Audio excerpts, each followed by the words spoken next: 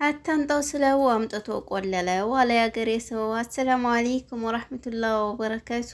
እንዴት ናችሁ ውድ ቤተሰቦቼ? ሁላችሁንም ሰላም ብያለሁ። በያላችሁበት ሰላማችሁ ብዝዝት ይበል። ዛሬ እንደተለመደው በአዲስ ቪዲዮ ብቅ ብያለሁ። ቀኑ እሁድ ነው፣ ጃንዋሪ 18 2026።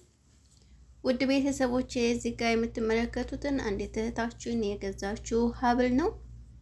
የምር ነው የምላችሁ በጣም ውድ ነው ሀቂቃ ማለት ነው። በመጀመሪያ ስነግረኝ ጥሩ ነው ብያን ነበረ፣ ምክንያቱም አላሰብኩትም ሂሳቡን።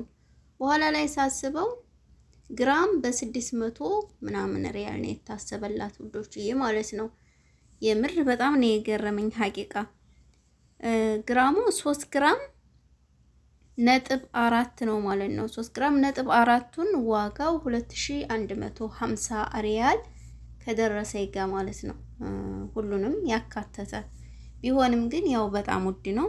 ምንም ማድረግ አይቻል። ወርቅ እየጨመረ ስለሚሄድ የሚያከስረው ነገር የለም፣ ያተርፋል እንጂ። ቢሆንም አሁን ላይ ያው እንግዲህ ምን ልበላችሁ፣ ስትገዙ ውድ ቤተሰቦች ተከራከሩ። መጀመሪያ ስልካችሁ ላይ ቼክ አድርጉ።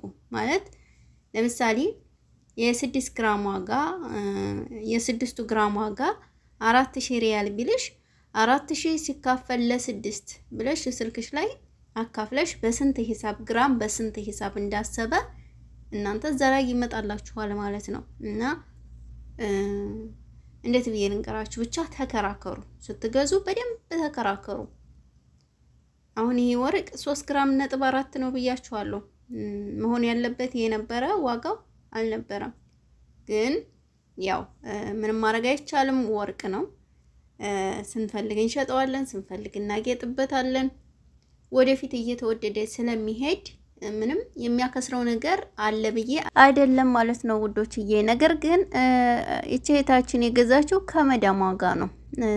ምክንያቱም እሷ እንዳላስብ ስልኬን አውጥቼ እንዳላስብ አማና የላትም ወይ ያኔ እንዴት ነው አታምነንም ወይ ብለው ይሉኛል ብዬ ዝም አልኩኝ አለች። እንዳትከራከርም ፈርታለች። እና ብዙ ጊዜ አረቦች ጋር ማለትም አሰሪዎቻችን ጋር ስንገዛ ከጥቅሙ ይልቅ ጉዳቱ ነው የሚያመዝነው። እንፈራለን ለመከራከር፣ ብዙ ነገሮች አሉና ይህንን ማወቅ አለባችሁ ማለት ነው።